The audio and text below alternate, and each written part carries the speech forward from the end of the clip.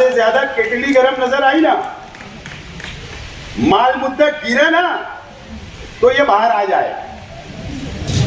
पहले माल मुद्दा गिरा लिए, हैदराबाद में डील हो गई, तुम्हारी ऑटो का सौदा हो गया, 1.5 करोड़ पौने 2 करोड़ का हिसाब चिट्ठी पे लिख कर दिया गया, माल मुद्दा गिरा तो आज रोड पर आए। मैंने कहा था ना कि पंटर लोग हमेशा पंटरगिरी करेंगे। बात सही साबित हो रही कि नहीं? दिन नहीं मारते कि हम लड़ेंगे असेंबली। देखो ये शेख रशीद की औलाद बोल रहे हैं, लड़ूंगा असेंबली, पंटरगिरी नहीं करूंगा, ईमानदारी से इलेक्शन लड़ो, बेईमानी से नहीं। आप बेईमानी कर रहे हो, आप बेईमानी कर रहे हो। एक आलिम को ये शोभा नहीं देता। मुफ्ती इस्माइल साहब, हमारी बारीकी से नजर आप पर और आपके हवारी मवारी के ऊपर है। कल रेड होगी, तुम्हारे लोग पकड़े जाएंगे, तो बोलना मत, बोलना मत। हम वो सब काम करवाएंगे, पुलिस के जरिए रेड करवाएंगे, इलेक्शन ऑफिसर के जरिए रेड करवाएंगे, पंचनामा करवाएंगे। इस साहब का दिल से इमाम से लड़ने का ही नहीं है। आज भी बोलता हूं मैं, जबरदस्ती उनको लाया जा रहा मैदान में। वो कोई दूसरी पार्टी की तलाश में, मुझे तो लगता कांग्रेस से बातचीत इनकी मुकम्मल हो गई और इनको जब झाम देंगे ना, जब इनको समझ में आएगा कि क्या तो मुझको ऐसा लगता है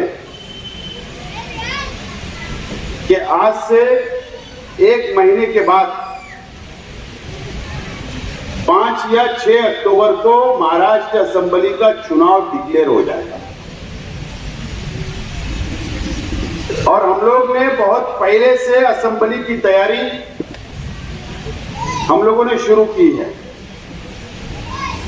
और इसीलिए आज आप लोगों से वोट मांगने के लिए, आप लोगों से अपील करने के लिए आज हम लोग आपके इलाके के अंदर आकर आपसे मैं वोट मांगने के लिए खड़ा हुआ हूं।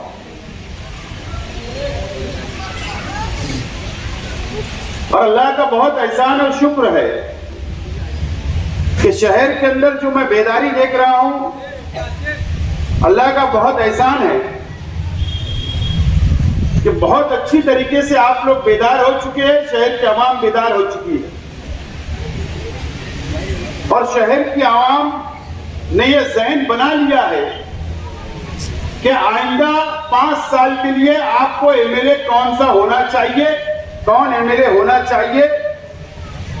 शहर की आवाम ने अपना ज़हन बना ली है, ऐसा मुझे आप लोगों के बेदार होने से लगता है।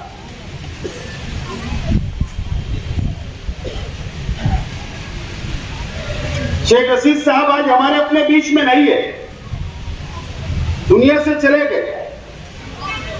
शेख खलील साहब दुनिया से चले गए और पिछले असेंबली इलेक्शन के अंदर शेख रशीद साहब ने हमारी सरपरस्ती की, शेख खलील साहब ने हमारी सरपरस्ती की, आज दुनिया में नहीं है। और मुझे खुशी इस बात की है कि शेख रशीद साहब के हयाती में ये तमाम ही बुजुर्ग आज जो मुझे मंच पे नजर आ रहे हैं, ये तमाम ही लोग उस वक्त भी शेख रशीद साहब के साथ थे और आज शेख रशीद साहब नहीं है, उसके बावजूद भी सरपरस्ती करने के लिए आप लोग यहां बैठे हैं। मैं आप लोगों को सलाम करता हूं और आपका शुक्रिया अदा करता हूं। ये मेरे लिए, मेरे परिवार के लिए बहुत बड़ी बात है और इस बात की दलील है कि आने वाला असेंबली का इलेक्शन इंशाअल्लाह आप लोगों की सरपरस्ती में हम लोग कामयाब होंगे और अल्लाह ताला हमारी मदद करेगा। ये अल्लाह की जात से मुझे उम्मीद है। शहर के नौजवानों से मुझे कुछ बातें करना है, शहर की आवाम से मुझे कुछ बातें करना है। जब 19 का इलेक्शन में हारा तो मैं नाराज था, ये बात बिल्कुल सच है। मैं नाराज था आप लोगों से, ये बात बिल्कुल सच है। और मैं ये सोच रहा था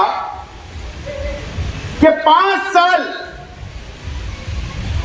मैंने आपके गरीबों के बच्चों के हाथ में किताबें दिया, उसके बाद हार गया। मैंने आपके बच्चों के हाथों में कंप्यूटर दिया, उसके बाद मैं हार गया। मैंने ये शहर के अंदर एक उर्दू घर दिया, फिर मैं हार गया। शहर के बुनकरों के लिए लड़ा, उसके बाद मैं हार गया। शहर के लिए असेंबली के अंदर आवाज उठाया, महाराष्ट्र के मुसलमानों के लिए आवाज उठाया, उसके बाद मैं इलेक्शन हार गया। इसके लिए मैं नाराज था। चंद दिनों हुए, हमारे शहर की असेंबली की यादी डिक्लेयर हुई। यादी डिक्लेयर हुई और फिर मुझे अफसोस हुआ और मैं फिक्रमंद हुआ कि 3 लाख पार्लियामेंट में कितनी वोट थी? 3,03,000। अभी कितनी वोट है? 3,39,000। जब फिगर मेरे सामने आया कि 3,39,000 वोट हो गई, मुझे फिक्र हुई। यह बात अलग है कि सब सियासी पार्टियों ने वोट बढ़ाई, लेकिन आज भी मुझे शक है कि फिर एक मर्तबा फ्रॉड, धोखाधड़ी की गई है उस यादी के अंदर। यह मेरा सीधा सीधा इल्जाम आज भी है।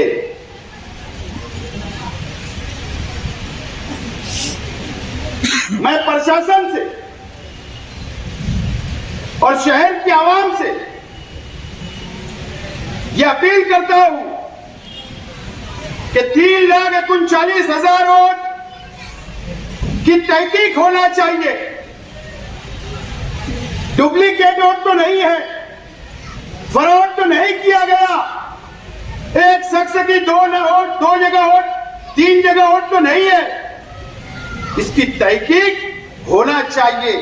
इसके लिए मैं बोल रहा हूं कि मैं भी तहकीक कर रहा हूं और तहकीक करने के बाद एक हमारी बहन की 5 वोट, एक हमारी बहन की 4 वोट और एक हमारी बहन की 3-3 वोट दोबारा आज की अंतिम यादी के अंदर आई, फाइनल यादी के अंदर आई, जिसके ऊपर असेंबली का चुनाव होने वाला है।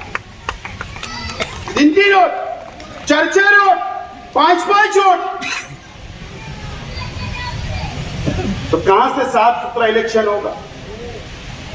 और मुझे एक चौंका देने वाली बात मालूम पड़ी। मैं कभी कभी अफसोस करता था कि रौनकाबाद में मैं इतना पीछे, बराबरी में उठ जाती है। मैं ये अफसोस कर रहा था कि नुमानी नगर, महवी नगर के अंदर बराबरी की ओर मिलती है सामने वाले को, हजार खोली में मिलती है, आयशा नगर में मिलती है, निहाल नगर में मिलती है, गुरुवार वार्ड में मिलती है। मैं बहुत अफसोस करता था कि यार आज के एमएलए साहब को ना गुरुवार वार्ड के आवाम को ना जानते हैं, ना पहचानते, ना सलाम, ना दुआ, ना सुख, ना दुख। उसके बाद भी वोट चली गई। उस वक्त भी अफसोस हुआ, लेकिन एक चौंका देने वाली बात यह मेरे को सामने आई कि उस वक्त 35,000, मेरा नाम, मीडिया वाले भी ये बात को नोट करें, 35,000 आप लोगों के झोपड़पट्टी की आवाम के, पक्के वार्ड की आवाम के डुप्लीकेट इलेक्शन कार्ड बनाए गए थे। क्या बोल रहा हूं? डुप्लीकेट इलेक्शन कार्ड बनाए गए। दूसरे इलाकों की मां बहनों ने आकर तुम्हारी वोट डाल दी, तुम्हारी वोट डाल दी। दूसरी तरफ की मां बहनों ने आकर तुम्हारी मां बहनों की वोट डुप्लीकेट डाली और इसके लिए 35,000 वोट हमारे अपने डबल वोट उन लोगों ने दिया। बस्ती वालों भी लोगों ने दिया, और वो भी बुरथे के अंदर आकर दिया। ये मस्जिद और मीनारों का शहर हमारा अपना शहर है, और यहां पर ऐसा धोखा 19 के भी इलेक्शन में दिया गया। इस मर्तबा भी मैं जिम्मेदारी से बोल रहा हूं, पुलिस डिपार्टमेंट और प्रशासन, प्रांत ऑफिसर, ये बात को नोट करे, इस मर्तबा भी duplicate vote, election card duplicate बनाए जा रहे हैं, और वो भी हजारों की तादाद के अंदर बनाए जा रहे हैं। ये आपको बेदार रहने की जरूरत है। आपको समझना है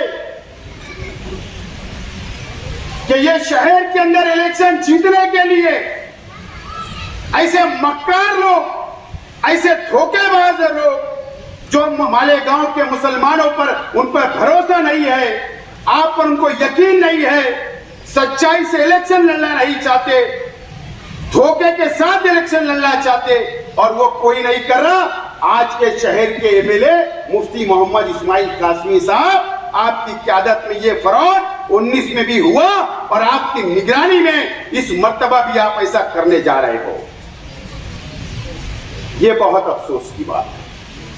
हमारी नजर है, हम जमहूरी तौर पर इलेक्शन लड़ना चाहते, ईमानदारी से इलेक्शन लड़ना चाहते। अगर आप ईमानदार हो, अगर आप शहर के मुफ्ती हो, अगर आप आलिम दीन हो, हम आपका एहतराम करते, लेकिन आप ईमानदार इलेक्शन लड़ो, ईमानदारी से इलेक्शन लड़ो। ये अपील करता हूं। मैं तुम्हारे से सामने इलेक्शन लड़ने डर नहीं रहा हूं।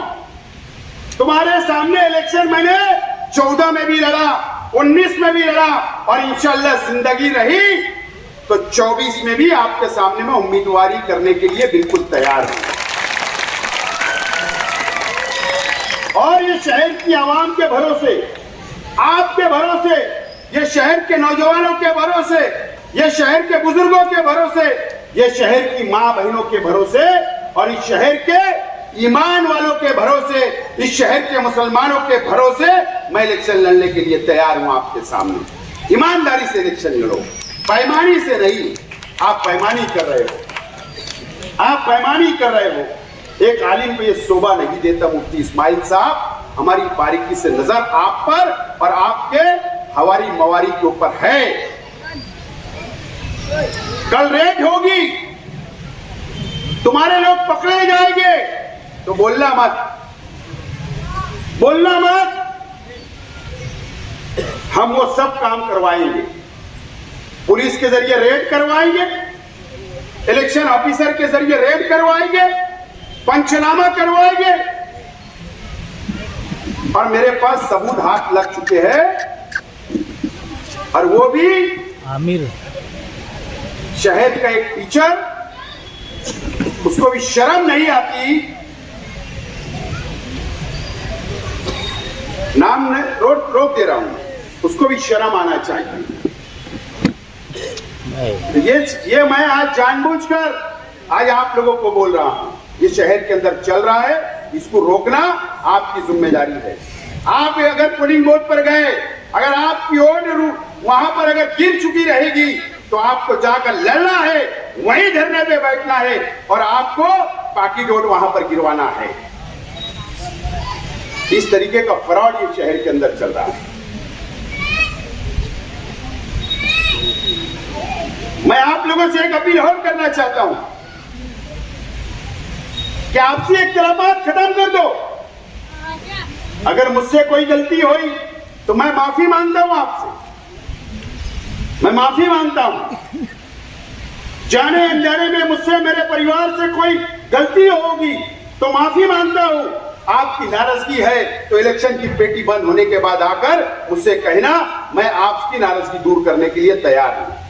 लेकिन आज अल्लाह के वास्ते आपको अपनी नाराजगी दूर करना है, आपस के झगड़े इख्तिलाफ दूर करना है, आपको इत्तेहाद के साथ, इत्तेफाक के साथ, मजबूती के साथ ये इलेक्शन के अंदर आपको लड़ना है। मेहनत करना है, जद्दोजहद करना है, गली के अंदर, मोहल्ले के अंदर, आपके घर के अंदर।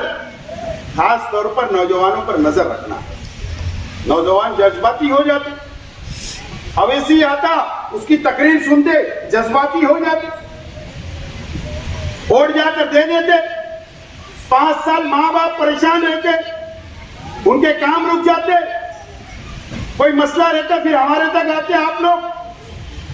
हम लोग तो हल करते हैं और करते रहेंगे, सवाल वो नहीं है, लेकिन जज्बात से काम नहीं होता। जज्बाती बातों के अंदर वोट नहीं देना चाहिए। मैं नौजवानों से भी अपील करता हूं, आपके सुख में दुख में हम आते, आपके मसले मसाइल के अंदर हम आते, आपके कोई मुसीबत के वक्त हम खड़े रहते, हर वक्त हम आपके हाजिर रहते। 5 साल आपकी खिदमत करते रहते, लेकिन आप लोग जज्बात में आकर वोट दे देते, नाराज होकर वोट दे देते। नाराज होकर वोट दे देना, ये कहां से अकलमंदी है? नाराजगी है तो आकर हम लोगों से बैठकर बातचीत करिए, हम उसको दूर करने के लिए तैयार हैं। मुझे बताइए आपको कैसा लीडर चाहिए? शेख रशीद साहब को आपने देखा, उनकी आदतों को देखा, उनके काम करने के तरीकों को देखा। अब हम भाइयों के काम करने के तरीकों को आप देख रहे हैं, हमारे परिवार के तरीके को आप देख रहे हो ना आप लोग। शेख रशीद साहब के नक्शे कदम पर चल रहे हैं, सुख दुख में शामिल हो रहे, आपके हर मसले के अंदर खड़े रह रहे, हर काम को हम आप लोग का करते हैं। कौन सा लीडर आपको ऐसा मिलेगा? 5 साल मुसलसल हम आप लोगों की खिदमत करते हैं, मेहनत करते हैं, आप लोगों के बीच में रहते हैं, मसले मसाइल हल करते हैं, और उसके बाद इलेक्शन आता तो हमको नाकामी हाथ लगती है। कैसा लीडर चाहिए? ऐसा लीडर जो 5 साल पहले वोट लेकर गया, आपकी तरफ ढांकने नहीं आया। ऐसा लीडर जो आपकी वोट का सौदा करके बीजेपी और शिवसेना के एमएलसी और राज्यसभा के चुनाव के अंदर करोड़ों रुपया लेकर आपकी वोटों का सौदा कर लिया गया, आपकी वोटों को बेच डाला गया, असेंबली के अंदर कोई आवाज उठाई नहीं गई, शहर का कोई विकास, कोई डेवलप नहीं किया गया। कैसा लीडर चाहिए? ऐसा नुमाइंदा बनाकर वहां पर भेजा गया, कोई काम नहीं किया, नाकाम साबित। आपसे अपील करता हूं, बड़ी बात नहीं करता हूं मैं, छोटी मुंह बड़ी बात होगी। आमिर, यकीन जानो हमारे परिवार जैसा खिदमत करने वाला आपको शहर में कोई मिलेगा नहीं, कोई नहीं मिलेगा। अगर किसको लगता है कि हमसे हम नापसंद है तो रिजेक्ट कर दो, लेकिन हम भी हमारे घर के रास्ते चले जाएंगे, लेकिन आपको ढूंढने से भी हमारे जैसे लोग नहीं मिलेंगे। मुझे बताओ, मेरे परिवार ने कोई गरीब पर जुल्म किया? मेरे परिवार ने आपके ऊपर अत्याचार किया? आपकी जमीनों पे कब्जा किया? आपके साथ गुंडागर्दी, दादागिरी की? आपका हक मारा? बताओ हमने क्या किया? शेख रशीद साहब ने हमको ऐसा सिखा के नहीं गए। शेख रशीद साहब हयात थे तो भी वैसे ही रहे, आज शेख रशीद साहब नहीं है तो भी आज वैसे ही रह रहे। गरीबों के साथ कभी जुल्म हम लोगों ने नहीं किया, कभी अत्याचार नहीं किया, कभी आपका हक नहीं मारा, कभी आपकी जमीन पर कब्जा नहीं किया, कभी आपके घर पर कब्जा नहीं किया, कभी ये शहर से हम लोगों ने हफ्ता वसूली नहीं की, कभी शहर से हमने खंडनी वसूली नहीं की, कभी शहर के बुनकरों को हमने सताया नहीं, इस शहर के बुनकरों से कभी हमने पैसा रुपया नहीं मांगा, पार्टी चलाने के लिए भी नहीं मांगा, फंड भी नहीं मांगा। साफ सुथरी सियासत हमने की, साफ सुथरी सियासत, इज्तिमाई तौर पर फायदा देने की कोशिश की, और आगे भी हम करते रहेंगे। लेकिन मुझे कुछ बोलना नहीं था,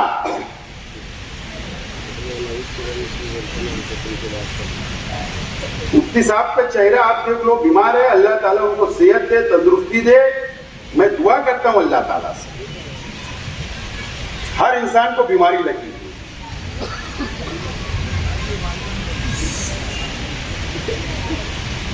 आज मैंने मुफ्ती साहब को देखा कारपोरेशन में, धरती के बीच में चल रहे थे। मैंने देखा मुफ्ती इस्माइल साहब को,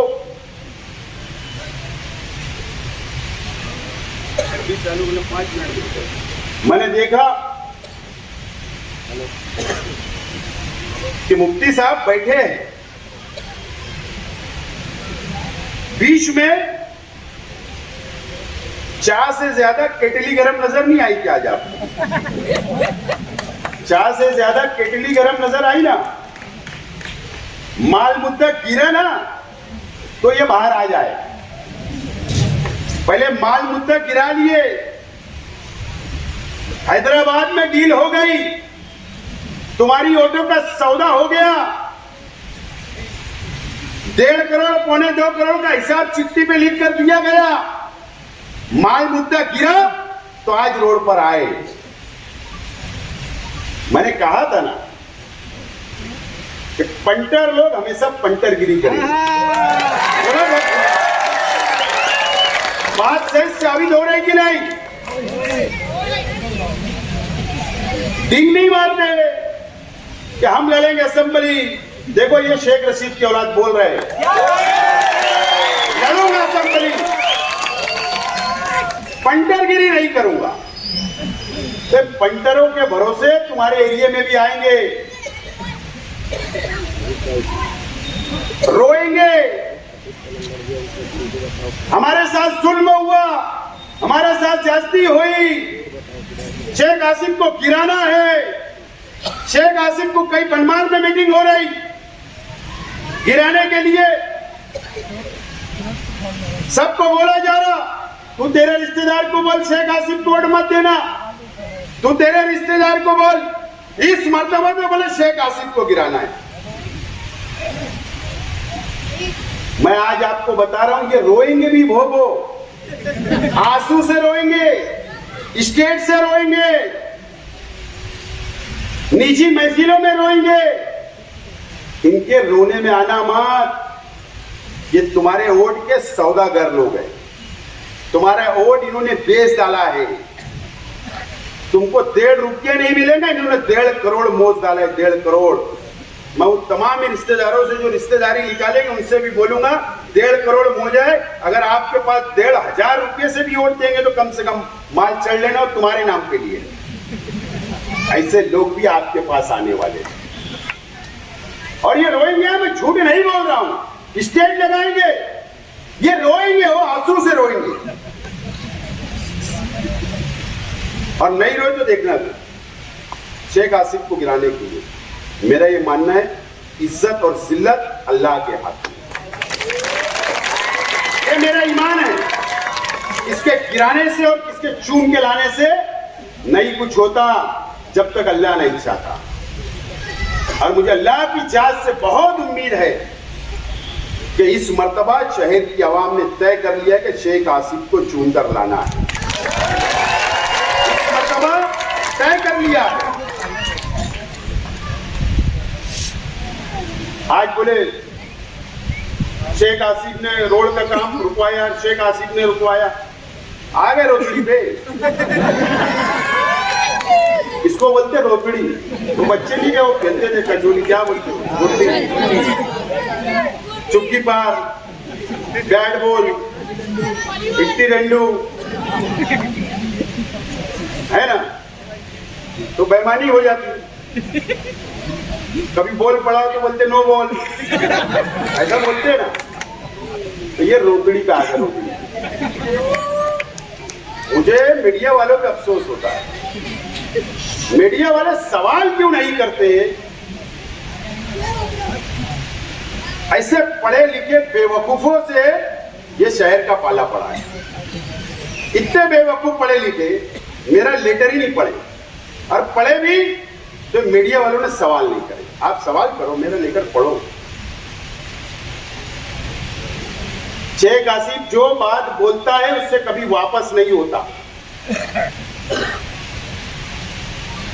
अपना 60 फीट रोड का पीछे काम शुरू करे अपन ने। पानी की पाइपलाइन, अंडरग्राउंड ड्रेनेज, मैंने कहा पहले खोद के डालो, फिर रोड बनाओ। ताकि रोड बाद में टूटेगा, रोड बनेगा फिर टूटेगा फिर खराब होगी। सिर्फ मैंने इतना बोला कि चंदनपुरी वाली रोड के ऊपर अंडरग्राउंड ड्रेनेज का पाइप डालो और पानी की पाइपलाइन डालो, नहीं जो मंजूर है। उसके बाद बोला टीपू रास्ता, नई पानी की पाइपलाइन मंजूर है, वो डालो, फिर रोड बनाओ सीमेंट का। गुलशन इब्राहिम के अंदर अस्पाक मस्जिद के पास मैंने कहा कि पूरे इलाके के अंदर पाइपलाइन हमने कमिश्नर को वहां लाकर मंजूर करवाया। मैंने कहा पहले पानी की पाइपलाइन फिर रोड बनाओ, गलत बोला। जब मंजूर है, ठेकेदार काम करने तैयार है, पाइप शहर में आ चुकी है, तो ये ठेका इनका। और कमिश्नर साहब आपसे बोल रहा हूं और उस वार्ड के इंजीनियर से बोल रहा हूं, अगर एस्टीमेट के हिसाब से रोड नहीं बना तो याद रखना, तुम बिल कैसे देखते मैं देखता हूं, तुम बिल कैसे देखते मैं देखता हूं। पहले पाइपलाइन फिर अंडरग्राउंड फिर रोड बनाओ, तैयार हुआ। वो लेटर पढ़े नहीं, बोले शेख कासिम ने रुकाया सर हो रहे। अभी तो मैंने तो मैदान में आया ही कहा, अभी तक खालिद हाजी और हमारी पूरी टीम आई तो इतना रोकड़ी कर रहे तुम। अभी बहुत बाकी है, बहुत मटेरियल है, बहुत मटेरियल बाकी है, अभी रुलाना तो बाकी है। थोड़ा सब्र करो, धीरे धीरे रुलाऊंगा मैं भी, बहुत रुलाने वाला हूं, थोड़ा सब्र करो। हमने कभी ऐसा राजकारण नहीं किया कि ठेकेदारी भी हमारी, रोड का काम भी हमारा, गटर का भी हमारा, 2 नंबर के बिल घसने का भी काम हमारा, ऐसा नहीं किया। वो बेचारे मुफ्ती साहब बैठे, तरस आ रहा था, चाय से ज्यादा केटली गरम, बैठे बेचारे, बोलने भी नहीं दे रहे। मैं ईमानदारी से मजाक नहीं उड़ा रहा हूं, मजबूर करके रखे, दबा के रखे गए उस शख्स को, अत्याचार करते हुए उस शख्स। अब इसी के सामने अरे तुरे से उस शख्स से पेश आया, मुफ्ती इस्माइल साहब से अरे तुरे से बोला गया। अच्छी बात नहीं है सियासत के अंदर। और मैं आज भी बोलता हूं, मुफ्ती साहब का दिल से इमाम से लड़ने कहीं नहीं है, आज भी बोलता हूं मैं। जबरदस्ती उनको लाया जा रहा मैदान में, वो कोई दूसरी पार्टी की तलाश में। मुझे तो लगता कांग्रेस से बातचीत इनकी मुकम्मल हो गई, और इनको जब झाम देंगे ना, जब इनको समझ में आएगा कि क्या है। अभी जाम होना बाकी है, अभी जाम होना बाकी है। जो मेरी मालूमात है कि कांग्रेस पार्टी से 90% बात तय हो चुकी है। इसके लिए प्रेस कॉन्फ्रेंस डल रही है, जबरदस्ती खींच रहे पानी की टंकी के। अबे भैया, मुफ्ती साहब की ऑफिस है, मुफ्ती प्रेस उर्दू पत्रकार भवन है, कहीं भी प्रेस हो सकती, जबरी ले जा रहे और बता रहे शहर को, देखे मुफ्ती को हम चलाते, मुफ्ती को कितने दबा के रखते, ये बताने की कोशिश कर रहे हो। बहरहाल रियाज अली साहब, खालिद हाजी साहब, कारपोरेशन को नोटिस दो, पुलिस को नोटिस दो, जहां रोड खराब है वहां धरना दो, लेकिन कानून के मुताबिक हमको चलना है। पुलिस बंदोबस्त लेकर आंदोलन किया जाएगा। और याद नहीं 19 में, भूल गए, तुमने यही छचन किया था, यही बदनामी की थी, यही शहर को गुमराह किया था। जब तो हमने ऐसा कुछ भी नहीं किया था, लेकिन तुमने गुमराह किया था। आज तुमने जो भ्रष्टाचार किया, जो 5 साल पैमानी की, ये ऊपर निकल के आ रहा, और हमारे वर्कर, हमारे कार्यकर्ता निकालेंगे वो। बहरहाल मैं आप लोगों से अपील करता हूं कि इस मर्तबा आप तैयार हो, बिल्कुल तैयार हो, आपके भरोसे रहो, आप मजबूती से तैयारी करेंगे। खालिद हाजी साहब ने ये ऐलान करने के लिए कहा है कि 60 फीटी रोड के ऊपर शेख रशीद साहब के नाम से एक हॉस्पिटल का संग बुनियाद रखा जाएगा, वहां पर सीजर होगा और गरीब झोपड़पट्टियों के लिए